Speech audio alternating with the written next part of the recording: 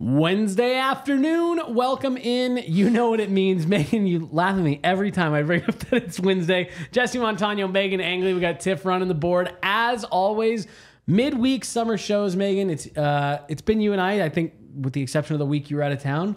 Every Wednesday now, I'm getting a bit of a routine. I go to put these shows together, and it's always crazy just how quickly 1 week seems to go in the off season. It's true. It feels like I've been here before. It feels like I've done this exact opening before. Well, and I'm always like, oh, well, let's see what happened in the last week. It's like, oh, the off season, nothing. We have nothing new to talk about. Yeah. News-wise. So we're digging deep into the off season grab bag this week. We're going to talk a little bit about the Avs. AJ Rudo had the show yesterday, breaking down the Ross Colton deal as that news broke about 40 minutes after our Monday show ended. I was actually on the phone driving home, and I got the text, and I've interrupted the person I was on the phone with. I was like, son of a bitch. And they were like, what? We just finished a show, and the Avs broke the one bit of news we've been waiting for weeks for them to break. So we're going to get in a little bit of what the Avs now have left to work with, what they can do. We're going to take the off-season bait, talk a little bit about potential rule changes that we would make, maybe some procedural stuff. There's a little bit of a conversation that has sparked this that we'll get into a little bit when we get there. But first, Megan, the one little bit of news that the NHL has had floating around now for this last week that we haven't really gotten into fully yet, but there were some new developments, so I wanted to touch on it. Former Av Alex Galchenyuk was traded to the Nashville Predators as part of the Ryan Johansson deal. He had an expiring contract, was going to be UFA either way. Nashville decides not to retain his rights, goes to the market, signs with the Arizona Coyotes, a place he's been before, a place he's comfortable, signs a two-way deal. Well, within 12 days, that contract is terminated. All the details come out that an intoxicated Alex Galchenyuk was involved in I believe it was a parked car hit and run. I don't officially know if those details have been confirmed one way or the other. We didn't hear about any injuries, anybody he injured, hit, anything like that. Involved in a hit and run, then when encountered by police, there's resisting arrest. And then a laundry list of pretty vulgar threats. Obviously, this all comes to light. He was very intoxicated, very, very under the influence. He has, since the newest development that I was referring to, he sent letters to the Scottsdale Police Department, the Arizona Coyotes, and their fans, apologizing, taking ownership, and then the next day entered the NHL Player Assistance Program. I guess first and foremost, Megan, before we get into what I kind of want to talk about, this is how should this be handled. You and I were kind of talking before, and we laugh and chuckle when you made the comment, I feel a little duped because of how, kind of closely you in particular watched Alex Galchenyuk last year, but we got to know him a little bit. Our takeaways were always, wow, this kid's got a great head on his shoulders, really seems committed. What were kind of your thoughts when you saw all of this news starting to break? I was appalled, but also shocked, like jaw dropped, shocked. Yeah. And you don't hear of this type of thing often with players, but it's frequent enough that I'm not entirely surprised that this happened in hockey, but I was surprised to hear the nature of some of the comments he made. They were incredibly shocking to me. Racial slurs, threats, talking about family members, things like that. Right. Extremely violent. And honestly, the racial slur component is like almost glossed over because we don't. It's not specified it's what not it specified, was. but it's clear who it's targeted at, and that's obviously a problem. And it's shocking because of the player that I came to know last year in Colorado. It's just, there's a couple branching off points in that conversation too. One of which being, you don't know what someone's going through. Totally. And I think that's great way to the start that. Overarching takeaway in this and any other problems that players might be having away from the ice, that no matter how they conduct themselves with you, especially like, I'm just media, I'm not going to have the best grasp on this. But I wanted to touch on what I saw from Galchenyuk that I thought that made this especially shocking. And it was, in talking with Craig Morgan about Alex Galchenyuk as a player too, he affirmed that this was a player that was liked by coaches and a coachable player. And this was good work ethic on the ice. Good work ethic. And this was all true of Alex Galchenyuk in Colorado as well. But I just thought he took things to such a next level because he was asked to reinvent himself as a player. It wasn't just taking instruction. It was changing his identity, which required confronting what was once this 30-goal scorer whose aim on the ice was to be an offensive threat to now become so reliable defensively that was actually a part of his game. And so I think that change required Alex Galchenyuk to reflect inwards a little bit too about the type of player that he is. And it required that next level commitment then. And so this was what I observed in Loveland in practices, the one-on-one extra time that he put in with Greg Cronin asking questions. And this does not speak to his off-ice behavior at all, but it makes the parallels hard to draw, or the dots hard to connect. Because then in talking with him, this is where the player with a good head on his shoulders comes into play. This is someone who seems to have a strong sense of self and is saying all of the right things. Something that Craig Morgan actually mentioned too, like he can say all the right things. And so it was really disappointing because it wasn't just talk. There were actions with this and the change in the reinvention we saw with Alex Galchenyuk, because this to me was a player who was okay playing in the American League because he was just working on getting better. Right. And so I don't even feel that he felt some type of way being resigned to Loveland for the year. I mean, he signed a 2-way deal in Arizona. He was saying, I'm willing to put in the work. Exactly. And honestly, probably with full understanding that he'd spend a lot of time with the Roadrunners. Right. But being content with that because he was just going to work hard. And that is what made this overall really shocking coming from Alex Galchenyuk. But it's also a player who had some history, and it's like I was just kind of blind to it. Well, it's one of those things where, like I mentioned there off the top, I got to know him when he was with the Avalanche, training camp, and then his couple call-ups there. I always made a point to go talk to him because I thought in training camp, wow, speaks really well, doesn't shy away from taking questions to the media. In fact, very involved in the media, with what people are saying, what people are doing. Good answers. I'm here to get better. It's been such a treat getting to talk to these guys, getting to work alongside these guys. So that was my view. I mean, and again, that's just the part that it's not that you're naive, not you, proverbial you. It's not that you're naive to it, but it's like when you see certain behaviors, you assume that those more or less translate. It's not always straight across, but like, for the most part, a lot of the players that I have found in my career doing this, the guys that you hear a little bit about off the ice, they can be a little prickly with the media because they feel like people are trying to get them and find them out and expose them. And I just never got that sense from Alex Galchenyuk. Like he was open, right? Like he had anything to hide or whatever. So I think it was, it was a surprise to both of us. And I think there was a lot of people it was a surprise to not only hear what happened, but the nature of what happened. Here is my question. From everything we know, again, I want to make sure I'm making clear, none of what he said or did is okay. He's probably going to get in trouble for it legally. I mean, DUI is not a joke. Well, and I don't know if he was in charge with impaired driving or not. I thought I saw DUI hit and run as part of it. But I mean, whether it be resisting, threatening, intimidating, he's probably going to get in some legal trouble for this. Right, so I am not intimidating, property hit and run. Yes, that's a problem. Property that's hit a and problem. Run. Okay, yes, okay. So there's going to be some legal implications here, and by no means what I'm about to say next does absolve him from anything. I wanted to talk about this because it's technically a non-violent crime, right? Like there's no victim on the other side of this. How should the league, and we're talking about the NHL, but really I think this can extend to other leagues. I mentioned to you before we got on air here, I never liked the way that the NFL handled the Melvin Gordon DUI right before he was acquired by the Broncos. Hey, 1 game suspension, but you can tell us when you want to serve that game. I hated that. I thought that didn't send any kind of punishment message at all.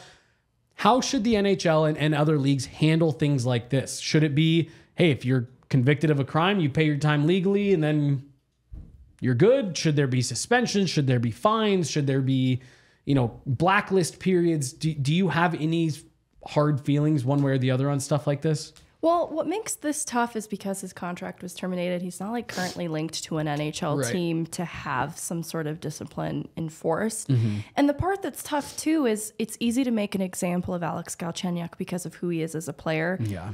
I would be really concerned if we're quick to talk about disciplining Alex Galchenyuk, like having league enforced or team enforced discipline. And obviously, I want to interject, this all comes under the guise of fair legal process if he goes through all of it. And, you know, so I want to make sure that that's clear. This is under the assumption of those letters sounded pretty like he was admitting, yes, I did this stuff. Yes, it was bad. So that's why I'm talking about this side of it too. I just want to make sure that we're clear we're not jumping to conclusions here. And I guess too, like even with the legal side aside, I think the teams reserve the right to handle this however they choose, no matter what the legal proceedings reveal. And I think that's what makes it interesting, because it's like the teams also reserve the right at any time to deem a lot of things a material breach of contract. And it could include things that aren't always legally prosecuted that are still players not doing the right thing that should be disciplined. So that's why I'm like, I think teams have a little bit of leverage here to make those decisions, to discipline players in these situations for not doing the right thing, no matter if the legal situation or not. Because I think there are going to be times where players aren't legally prosecuted for things, but teams are aware of some off-ice problems that could warrant intervention or discipline. Honestly, probably both. Like if there's an off-ice issue that warrants discipline, it also probably warrants some kind of intervention if there's a problem. And I guess where I'm going with this with Alex Galchenyuk is I don't know if he's going to get an NHL contract or even an American League contract. Like it might not be something we can discuss yet because nothing might come of it. Like there might not be a team willing to take a chance on Alex Galchenyuk to even have to make that decision. And it makes it tough then. Because it reminds me, honestly, like of Mike Richards and the issues with LA. It was like another player declining in his career that you could kind of make an example of. And I feel like kind of sends a tough message, because this is something that should matter all the time, no matter who the player is, because not only is it an off-ice problem because he did the wrong thing, this is also a player that is struggling with something and needs some help.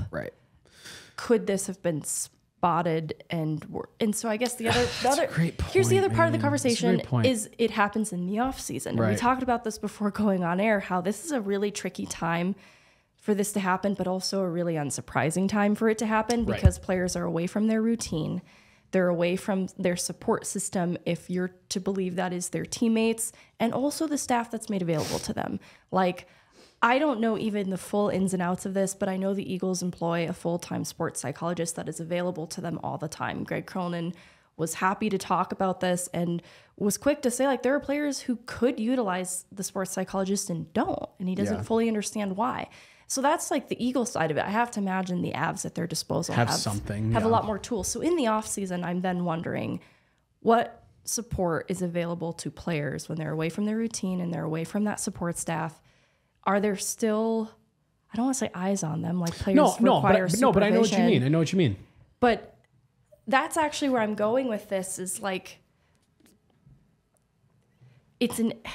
so I don't want to branch off too soon, but I want to talk about education, like for players. Okay. Well, I was going to try to maybe tie into what you're saying a little bit of, I've talked about it before on different shows we've done. Hockey is a unique sport in the way that players come up through the ranks. A lot of these guys leave home at a very young age, and their support system does become teammates, staff, coaches, agents, family managers, whatever it is. And so when you're away from that, like you're saying, it's not that they need supervision, but that's all they've ever known. All they've ever known is being around the guys and being around this, that, and the other. So when you're not, it's very fish out of water feeling. And like you said, it's unfortunately not overly surprising that these types of things happen when they are away from what I think referring to the team as a support system is 100% spot on. It's hard to not have somewhere to report to in the off season. And I think then there's a greater conversation too about what's going wrong then with players, like that they can't be away from the team because it is such high risk for players who might be dealing with some kind of substance abuse issues, addiction related issues.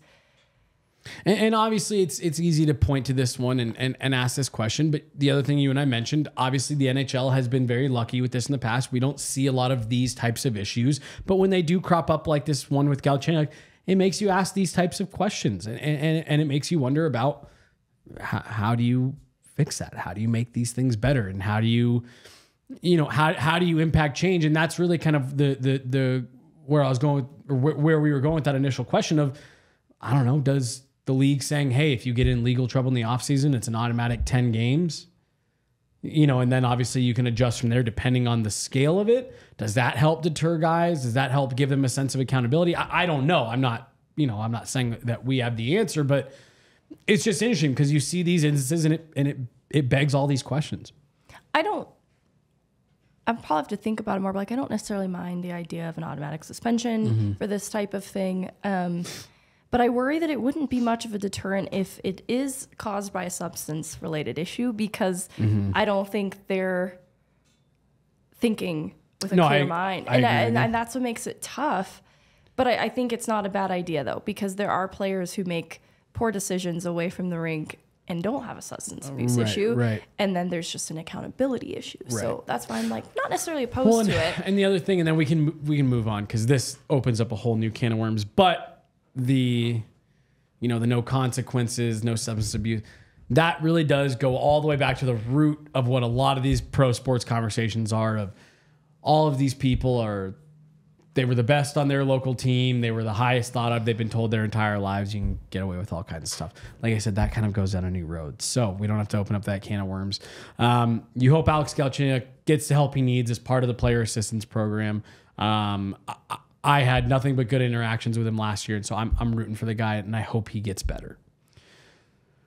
I do too. Anything else on Galchenyuk? No, I just want to emphasize that he's not absolved of accountability. Like Totally. You mentioned earlier, what he said was not okay. Yep. And I hope he does get the help he needs. Yep. No, 100%. That's a great note to leave it on. We understand things happen, and we really liked our limited interactions with him, but that does not absolve him from any of the accountability, which it sounds like he is owning up to take. This is a DNVR Avalanche podcast off-season edition. Jesse Montano, Meghan Angley. We got Tiff running the board. We're brought to you guys today by Breckenridge Brewery. Really, they have a beer for anything that you might need here in the summer, the official beer of DNVR. We have a bunch of their beers on tap. They will be hosting World Cup viewing parties. So if you can't get down to the DNVR bar, or if it's too packed, go on down to the farmhouse. They're great friends of ours. They have all kinds of delicious beers. The Palisade Peach, Strawberry Sky, some of our favorites for the summertime. I think they've still got the seltzers going, I believe. The Good Company hard seltzers, also great now that it's so hot out, nice, crisp, and refreshing for you guys. Use the Breck Beer Locator at breckbrew.com to find the oh my gosh, this part always shows me up. To find the location nearest you, available in all 50 of the United States. So as long as you are in one of the 50 United States, you should be able to use that Breck Beer Locator to find a liquor store near you. breckbrew.com. Also brought to you guys by our good friends down at Illegal Pete's. Just down the road, there's a location here by the DNVR bar, but they have locations in Colorado, Arizona. Longest happy hour in town. We talk about it every week. This is the only happy hour. It goes till 8 o'clock. It's like the only one that you can get off work and reasonably get there in time and have more than one drink that you're just drinking as fast as you can. That's actually a great point, yeah. This has always been my beef with happy hours around town. Is till 5:30. It's well, shit. You have to work directly next door to wherever that place is. Right. And then at best you're getting two. Not the case with Illegal Pete's. They have delicious margaritas and obviously awesome food. So if you are heading on down to the DNVR bar, now, as we get closer and closer to Broncos season getting going, head on down, stop at Illegal Pete's, start with their happy hour, get some food, then come on down here, hit our happy hour, hit our food, and then you can go back and continue with the happy hour that's going over there because it's going all day long.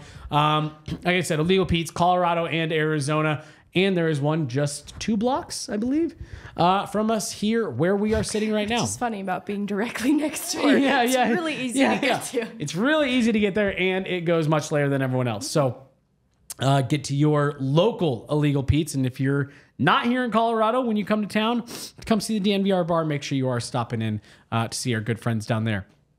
Maybe I'm fighting off a sneeze here, but I think I'm going to make it through. DNVR Avalanche Podcast, Jesse, Meghan, Tiff here on Wednesday afternoon.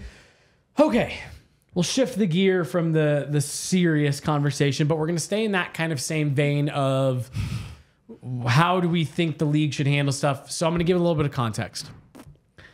Monday afternoon, we wrapped the show, and the conversation went down the road of Andrew Cogliano breaks his neck in game 6 of the first round series against Seattle Kraken, returns to the game, finishes it out. I can't remember off the top of my head. I don't think he played a ton, but he did come back and took multiple shifts. Then the next morning it is announced, well, actually it was the next afternoon because it was announced after Department of Player Safety said there would be no supplemental discipline for Jordan Eberle. It was announced Andrew Cogliano broke his neck and wouldn't be returning for the series. We got into a heated debate about how can you handle this better? How can you police players being able to come back, not come back, when you can take players at their word, when can't you? And we're not going to go down that road. Was it heated? That's what Lindsay said. Lindsay Spano came down and was like, man, things are getting heated down here. We were don't think so. No, I recall... I can't even repeat it here, but I recall something that I said verbatim that I don't think I've ever said before. I said, be so serious right now. When you said that, I was like, I've never heard Meghan say something like that. But so we're not going to go down that road. But it did lead to the fun off-season conversation that we are going to have now. We're each going to give one rule change that we would make if Gary Bettman gave us the keys. What's one rule change and what's one procedural change? I'll start on the procedural change side just to kind of set the example for what we're talking about here. The NHL technically, Meghan, has a clock that starts running that says coaches are only allowed to challenge a goal within this time frame. That has never once been enforced in the NHL. When that clock hits 0, it's like the old Domino's 30-minute guarantee. Hey, your pizza will be there in 30 minutes or it's late. And that was it. There was no follow-up on that. And if it is... Yeah. Oopsie poopsie. Yeah, it's like, doesn't matter. No discount, no free breadsticks, nothing. It's like, oh, sorry about that. Your pizza was late. For optics only. Right. Yeah. That's what the challenge clock is now for me. I would give is 30 seconds too quick? So what did you say? It's about 45 seconds now? I believe the technical clock now is 45. I don't mind giving them the 45 seconds. It just has to be a hard 45. And I think that's my biggest issue with so many of the reviews is if you're needing 7 minutes to tell, it didn't impact the play. So that's my thing. Give them 45 seconds, set it as a hard clock. From the minute it is signaled goal on the ice, because they have guys checking immediately. On offsides, they have video coaches checking before the puck even goes in so that they know if they need to challenge or not. I think the minute it is signaled a goal on the ice, that clock starts at the exact same time as the scorekeeper stops the clock. A new clock should start 45 seconds. If it hits 0, if you haven't not only flagged the ref, but told the ref yes or no, it's over. The goal stands and we're moving on. That is one procedural change that I would make tomorrow for the NHL. I don't think you have to test pilot that. You don't have to talk to anybody. I don't even think you should need a vote on that. That should be something that's just a clear cut. You got 45 seconds. Well, and it lends itself to a part of the conversation we were having about the importance of, especially in the eyes of players and organizations, any perceived advantage. And there's absolutely a perceived advantage that would frustrate teams if they're given longer than the 45 seconds. And because there's no enforcing that right now, that could be varying degrees of an advantage. Like totally. If it's an extended amount of time after the 45 seconds, this is something I think that players and teams would reasonably feel upset by. And so it would mitigate that if it was actually enforced. Right. It should have been from the jump. I go back to, I believe it was game 3 of the Stanley Cup final in 2022 when Tampa took 2 minutes, over 2 minutes to decide if they wanted to challenge. Jared Bednar was very upset after the game. And I remember there was the ESPN like quest for the cup where they have a bunch of people mic'd up. On that challenge, they have John Cooper mic'd up and you can hear the ref 5 times after he comes over and he says, all right, John, I need an answer right now. You got to tell me right now. And then 5 times the ref goes, yes or no, right now. Yes or no, right now. Yes or no. It's like, okay, well, obviously not. Obviously, it's not Right yes or now. no right now. Or else, buddy, I really mean it this time. Or I will ask again. Don't make me get your mom. Right. And it's like that's the stuff to me that needs to go away. Don't even put it in the ref's hands. Hey, John, you got 5 seconds.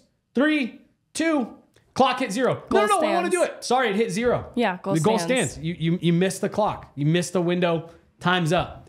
I think the NHL needs to do that. I think so too. Especially, John Cooper, like this is something that coaches are wise to presently too. Right. And are going to maximize. So I don't blame them for then capitalizing on a strategy if it's otherwise not going to be enforced. Yeah, I don't blame them one bit. But yeah, it's not on the coaches; it's on the league. No, 100%. Do you have a procedure change? I know I threw this to you about an hour before. So I'll use what we sort of talked about in the conversation because I feel like we were all in agreement with this one, and it relates to the concussion spotters. Yes. And the procedure change is they need to have some sort of history of other players who sustained a concussion 100%. that they can refer to. So when they're pulling a player, even if it's maybe a more shortened history, they need a little bit of a database to work off of to know if a player has recently sustained another concussion and have that weigh in their decision for a player to return to the ice. Because of Cale Makar specifically, having a concussion so recently cushioned alongside getting pulled, it just felt like that should have been weighted in the consideration. So yeah, we were all definitely disagreeing on different aspects of how people can handle this, but this is my favorite part about having arguments, lively conversations, whatever you want to call them, with people that are in this field, because we all understand that we're just arguing, it's all just opinions and whatever. And you always get these moments where it went from all of us arguing different points to, I think it was you who said they need to have more history. Everyone was like, yes. Oh my gosh. We all universally agree with this. This heated argument broke to everyone being like, yep, we're on the same page about this. What Megan's referring to is Cale Makar having the concussion, missing multiple games, coming back 10 days later, takes a hit to the head. And I don't even know if the concussion spotters pulled him. I thought he went to the locker room for something else. And that was part of the egregiousness after, which we were like, concussion spotters? And he was like, no, not at all. We were dealing with this, which is, if that is how it played out, 10 times more of an issue. Then how does because I imagine the concussion spotters, because Jared Bednar explained they're third party, right? I think that's part of the problem. I think they need to get integrated with the league because that concussion spotter has no familiarity with Cale Makar having previously been pulled and recently had a concussion. I completely agree with this. I think for any given game, concussion spotters need to have both rosters and a list of any guys who have had a head injury within the last 3 years.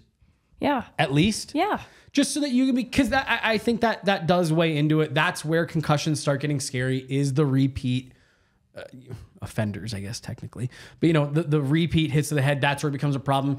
So if you see something that's maybe questionable and you check your sheet, oof, yeah, he had a concussion 3 months ago.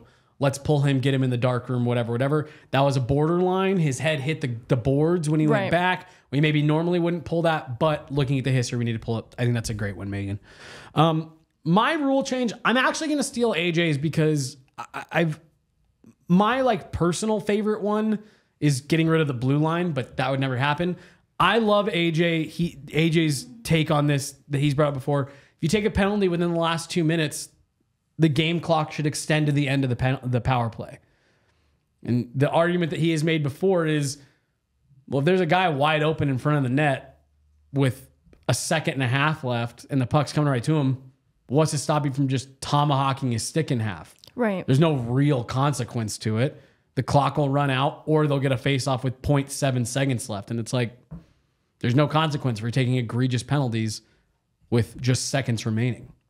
No, I think that's a great rule change because it comes down to I think players understand, sure, there could be supplemental discipline that follows potentially, but this is about winning this game right now. Right. And that is going to supersede the decision making. Right.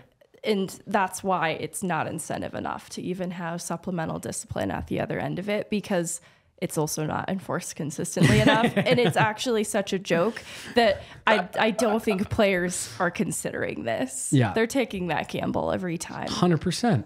Do you have a rule change that you would put in? No, I didn't think hard enough about rule change. I think it would involve delay of game, but I haven't decided how I'd like to change it. Because the delay of game, like the puck over glass, mean? It's so hard because like these guys are good enough that like they would do it. Yes, they would. I don't think they usually are. Right. So it's like, is there a way?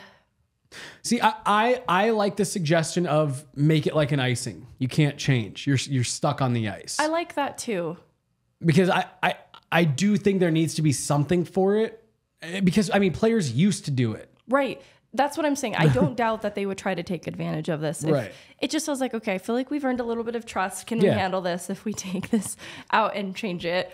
And then if they can't handle it, it goes back. Yeah. Yeah. No, I agree with that. I also think objective penalties should also be reviewed. Puck over glass, high stick. I mean, those might just be it. Where it's like, these are black and white by the rule. Did the stick hit him in the face or didn't it? Because the thing has always been, if you're going to implement review, it's to get the call correct and make sure that you're not impacting the game in a negative way. Penalties can do that. I like the step they've taken with the major penalties, but I do think that you could expand that to, was that his stick or was it a teammate's stick, even if it didn't draw blood? I think it's an interesting proposal because it would probably disrupt gameplay just a little bit, but how much? Like, what is the frequency at which we could reasonably expect this to be something that's challenged? Because it does change the course of the game to get these things wrong. Like, I think it was Devon Taves and Lafreniere, if I'm remembering correctly. Yes, you are. And that was not good. And I felt bad for the Rangers in that situation and wished that could be handled differently. So, and I bet the Rangers felt similarly. Right. So, and I really do think you could even do something like, if you wanted to pull a ref off the ice, you don't even have to hire a different person. But to me, that's just, there's one person at each game that's what they're watching. If there's a high sticking call, while it's all being announced on the ice, just have them review it real quick. If it looks maybe questionable, that's where you blast the horn, call the ref over, have them take a quick look at it too. And in 95%+ of instances, got the call right. We don't need to stop. We don't need to look at anything. But I think there needs to be someone that's looking at those penalties that are black and white. Don't just leave it to what the refs saw on the ice if you're truly trying to get all these calls right. Yeah, because mistakes do happen. Totally. Yeah, no, I think the game's at a good spot. There's always minor tweaks you could make. DNVR Avalanche Podcast, Jesse, Meghan, Tiff here on a Wednesday afternoon, brought to you guys by Shady Rays. Damn, we didn't get any Shady Rays delivered mid-show this week to really help out with this read. Oh shit, Tiff almost just flung a pair over here. Bet they wouldn't have broken. No, they're great. We talk about it all the time. It's so nice to have a nice pair of sunglasses that you can get at an actual realistic, affordable price. And right now, if you go to shadyrays.com, SHADYRAYS.com, use the code DNVR, you're going to get 50% off 2 pairs of polarized sunglasses. So you can try the shades that have been rated 5 stars by over 250,000 people. Like I said, it's shadyrays.com, or if you want to try them in person for yourself, you can head to their brick and mortar inside of the Park Meadows Mall here in Lone Tree, Colorado. So you can shop them all, try them all on, talk to their great staff there. They're all super friendly, helpful, knowledgeable, all of that good stuff. Of course, they come with their 30-day guarantee. If you break them, lose them, or just want to replace them, you don't like the pair, they will swap them out for you at no cost. ShadyRays.com, or you can stop into their brick and mortar here in the Park Meadows Mall if you are local in Colorado. Also brought to you guys by Backus and Shanker. Give Backus and Shanker a call, 222-2222. They've been winning for Colorado families for over 25 years. If you've been injured in an accident, that was not your fault. car accident, motorcycle, ride share, pedestrian, scooters, or if you were injured at work and you were not at fault, give Backus and Schenker a try. You don't pay a thing until they win for you. So they'll take your case, they'll listen to it, they'll tell you if you have a case, and you don't pay them a thing until they win money for you. They've won over $1 billion for their clients and in these last 25 years, and they've now got more offices in Colorado to help serve local Coloradans even better. Denver, Aurora, Inglewood, and Fort Collins. You can find a Backus and Schenker location. Again, give them a call, 222-2222, to find out if you have a case and win some money today. Megan, we're going to round out today's show talking just briefly about what the Avs have left to do. They get Ross Colton signed 4x4. I wasn't on the show yesterday, but we don't need to go back all the way into that. I imagine the consensus was a little bit more than kind of what everyone thought, but there's a chance for him to play into that role. And with the cap going up, you probably feel fine. Yeah, that was the takeaway. I felt like, too, it was still kind of controversial, though. People are not super thrilled about the price point still. Yeah. I think the part that people were most reactive to was the suggestion that Ross Colton could play second line minutes periodically, like in a similar capacity as an Evan Rodriguez type where it's a flex situation. Do you envision that being a possibility down the road? I mean, I think he will. I mean, I think that's just, to me, I really look at him as the JT Compher replacement. You're removing JT, you're adding Ross Colton. You're going to need him to be a little bit Swiss Army knife-ish. I know his defensive game isn't to the level that JT Compher's is, but what Compher brought to you was that ability to flex up the lineup. Ross Colton's going to have to do that at some point. I think a lot of the things he does well, Colorado does really well. To me, this is a player who just fits in with what the Avs do.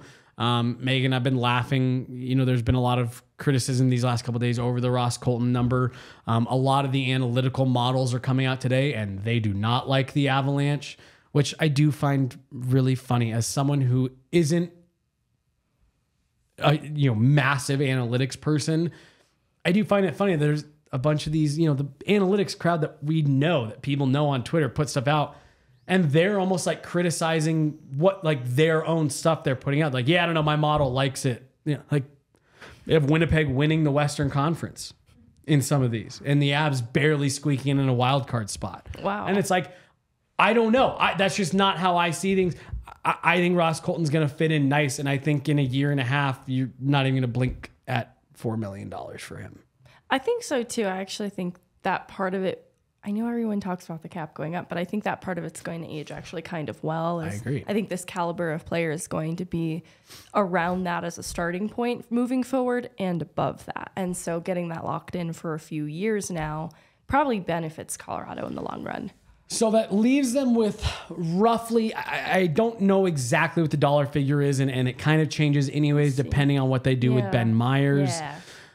It's right around $3 to $3.5 million that they've got left to play with. What would you like to see the Avs do with this remaining money? And obviously, if you go look at Cap Friendly right now, for anybody that's listening, it's going to show the Avs are over. You have to take into account $7 million of Gabe Landeskog's money also coming out of that as part of long-term injured reserve. So what is it? 3 point? It's saying 2.8. Okay, so yeah, so right around 3. I thought it was right around 3 million. So 2.8 is what it's showing with Gabe Landeskog hitting LTIR. Knowing that number and knowing that Ben Myers you're probably looking closer to 2 million once you factor in whatever Ben Myers ends up doing. Right.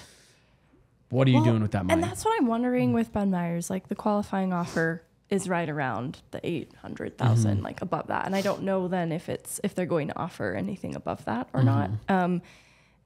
So yeah, we're looking at around 2, which is actually not a bad number for a forward position for the third line that they're looking to fill. And it's interesting too, because I'm so locked into it being a forward destined for the third line. But I guess I wanted to open the possibility, like, is there another position or place that you could see that money being used towards? I could see them, Megan. I could see them using it for a bottom pairing defenseman.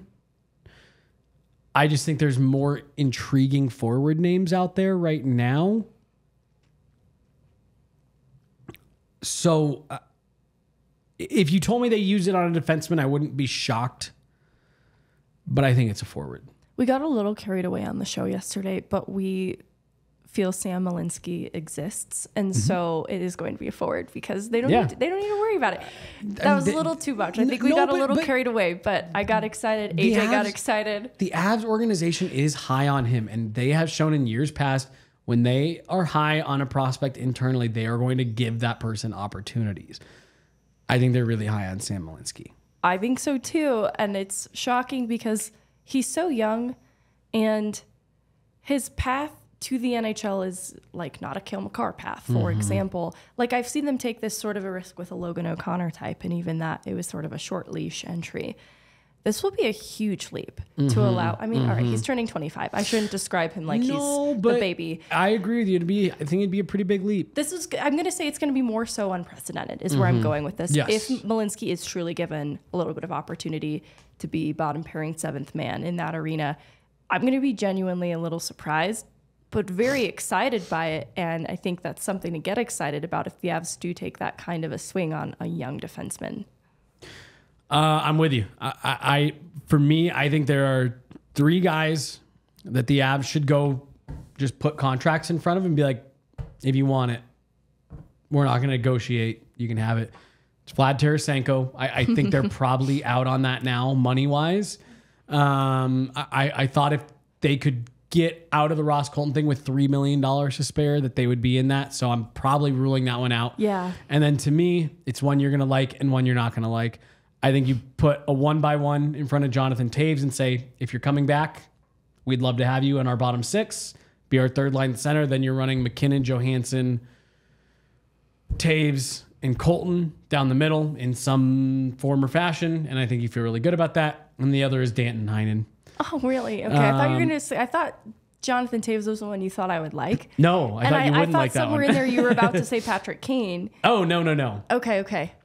No, and then the other one's Danton Heinen, and you give him the Evan Rodriguez deal. I'm high on Danton Heinen, but I'm not sure he fills the need the third line needs.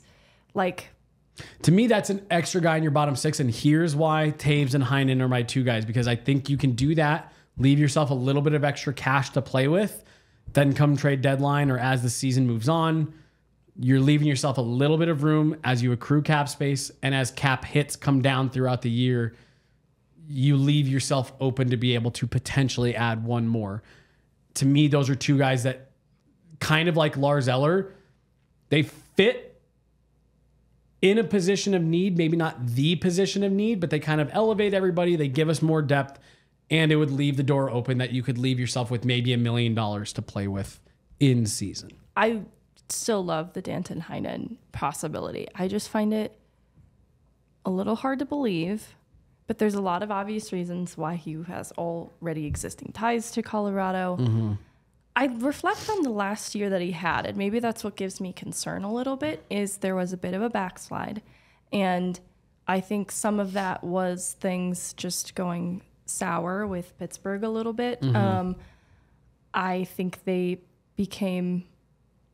I'm trying to find a comparable too, but I just felt like he was given a really short leash, not allowed a lot of room to make mistakes, and the slowed production. Honestly, like Alex Newhook is a similar, in terms of the production was the issue too. Like he just wasn't producing enough to justify staying in the lineup, and so he was getting sat. And that gives me a little bit of pause, but I also know what he's capable of, and I know what his work ethic is like, and I know that would culturally fit so well in Colorado. I would be so excited. I think too, if it was something like third line, but could be on the fourth line, it would make so much sense to me. I think people might be frustrated with him at times, but I also feel like players come to Colorado and see a bump in their production generally. I think this is true of Evan Rodriguez, though a lot more was asked of him in coming here. I was going to say that is the distinction, though, is I think if it's a guy like Danton Heinen, it's like, we need you to be a couple very specific things. Yeah. Like we just had the Ross Colton conversation. We don't need you to do that. We need you to be good at what you're good at. And that's why I wonder, like, do they target someone whose specialty is more penalty killing? Do you have a name? No. Okay. No. Well, all good. actually, is he still available? I mean, I was going to say that's the other problem is there's just when you look at what's left, that's part of why I say make a couple cheap offers. If you get one, great. If not, leave the door open for yourself. There's going to be talent that's available in season. I agree with that. I think they made a lot of smart moves this summer. Don't make a dumb one at the last second. No, I don't think they are. Too. And honestly, the amount of money they've invested in Miles Wood and Ross Colton combined, I think they're going to be really incentivized to support that with talent. And they obviously are limited in what they can do specifically, but I think they are going to make a pretty good choice there. I agree. Megan, anything else for this Wednesday afternoon? No. Nope. All right. I think that's it for today. Big shout out to Tiff, as always, making sure that we sound right, look right, all of that good stuff. For Megan Angley, I'm Jesse Montano, and I'm reminding you for the second week, Tiff bails me out, even though I mentioned it before the show. Become a DNVR diehard today. Go to thednvr.com, get signed up. You got exclusive content you get access to, written pieces, videos, audio, podcasts, all kinds of stuff that you get exclusive. Plus, you get member discounts. You get discounts here at the bar on merch, all of that good stuff. We are going to have more diehard stuff going this year than ever. Watch-alongs, party buses, takeover events here at the bar, priority seating, all of that good stuff. So go to thednvr.com, get signed up, become a diehard today, and start getting in on all those diehard member exclusives and perks. There's no better time to do it. You got 2 championship contenders. You got Russell Wilson looking for the comeback season. The Rockies are a baseball team. You get a free shirt every year. There's not a better time. Become a DNVR diehard today. Double shout out to Tiff this time for again reminding me. DNVR Avalanche Podcast. Thanks so much for listening, guys.